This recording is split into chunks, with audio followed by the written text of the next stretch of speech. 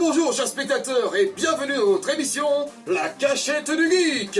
Et aujourd'hui, j'ai réussi à dénicher un système de divertissement des plus satisfaisants. Est-ce un jeu vidéo? Non. Est-ce une version améliorée du Tamagotchi? J'ai essayé mais ça marche pas, putain. Est-ce un jeu de société? Oh mais c'est que tu n'es pas très loin mon petit Kevin. Et oui, car je vous ai déniché entre deux VHS poussiéreuses un bouquin tout à fait fantasmagorique. Ah non, pas ça! Brain Soda, ma petite Julie! Et pour mieux vous présenter cette petite merveille, retournons au studio. Alors, t'en penses quoi?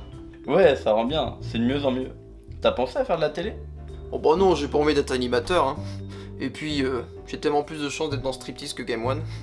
Ah là là, sacré Germain, tu es bien humble, et malgré ce que tu peux penser, tes aptitudes démontrent que tu disposes d'un potentiel tout à fait sympathique. Alors ne crains pas l'échec, ce n'est pas l'échec, mais le manque d'ambition qui est un crime. Avec des objectifs élevés, l'échec peut être glorieux. Et peu importe l'issue de ton engagement, pour ta passion, tu pourras regarder en arrière et te dire que tu auras bien fait de mener ce projet d'une vie qui, je l'espère, pourra te mener vers des horizons que tu ne peux imaginer.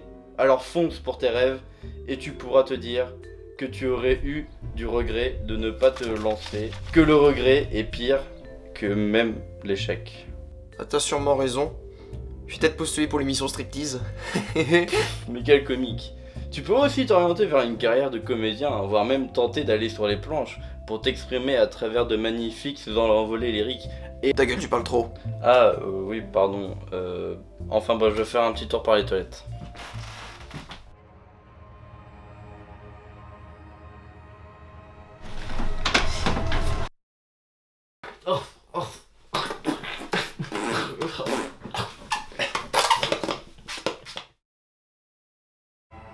Oh mon dieu, mais qu'est-ce qui s'est passé, Steven?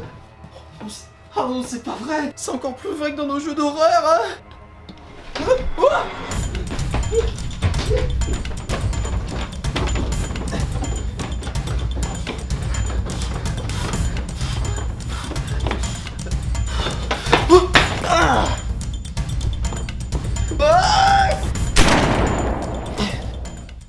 Eh ben on dirait que je suis arrivée à temps. Bon, et coupé. Alors ça rend comment? Bah je pense qu'on est pas mal sur les plans après la chute. Ah, fais voir. Ouais, c'est parfait, c'est nickel. Impeccable. Mec, on va avoir un problème pour le monstre qui doit poursuivre Jessica.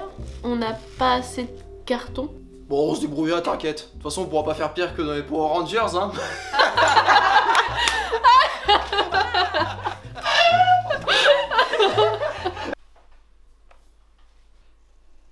Enfin bref, on va passer à la suite.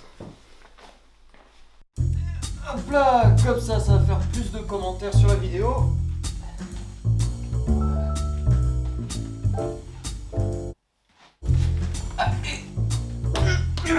Allez.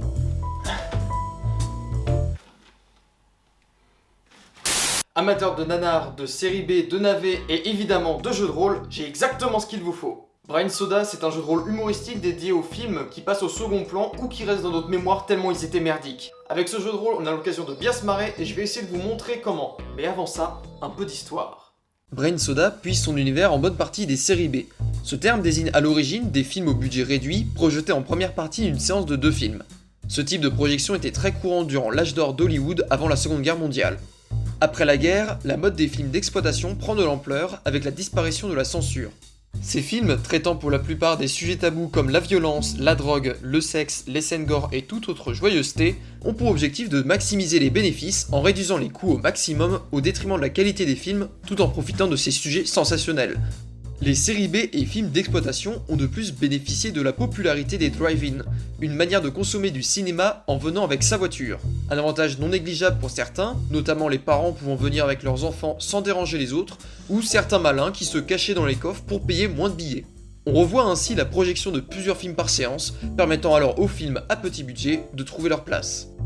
Mais les films qui n'étaient pas adaptés aux familles et aux âmes sensibles passaient bien évidemment après les films grand public. Depuis le déclin des séries B depuis les années 80 à cause de la hausse des prix de production, le terme désigne généralement la plupart des films à faible budget. Bref, si vous voulez en savoir plus sur l'histoire du cinéma, allez voir d'autres chaînes d'histoire et retournons à notre jeu de rôle. A l'origine, Brain Soda s'appelait Brain Salad. Jeu créé en 1996 par Willy Favre et publié par son éditeur de l'époque, L'Œil du Sphinx. Le jeu connaîtra une nouvelle vie avec Brain Soda, dont la première édition date de 2005. Elle a été publiée par Chrysalid Editions.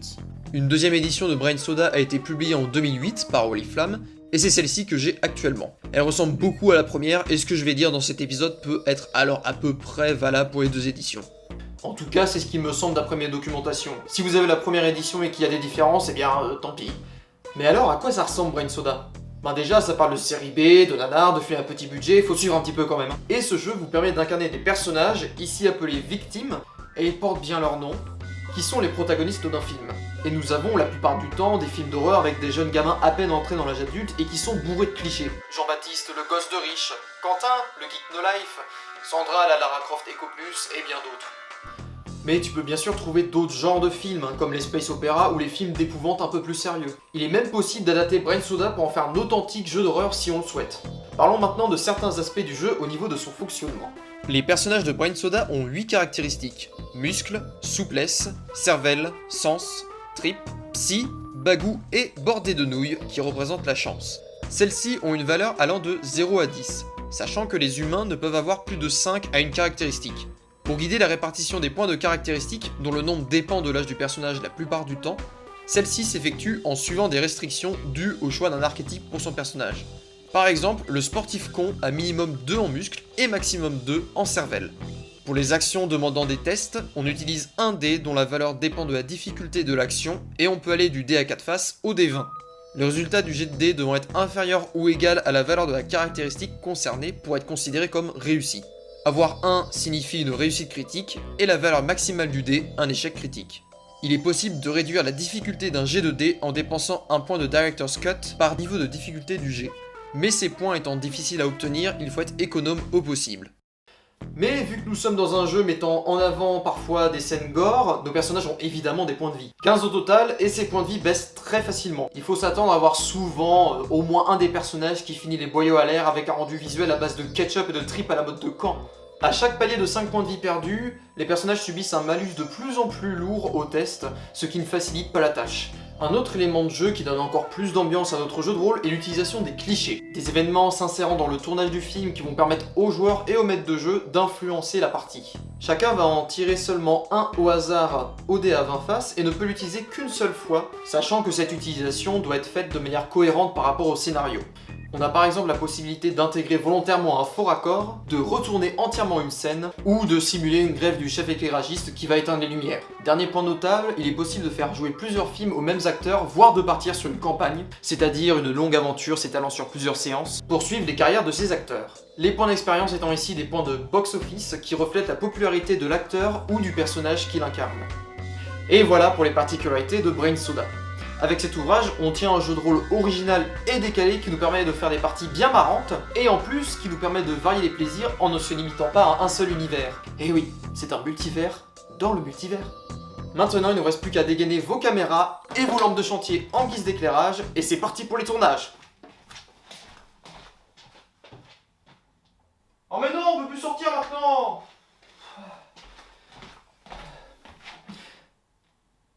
Bon bah faites du jeu de rôle en ligne alors.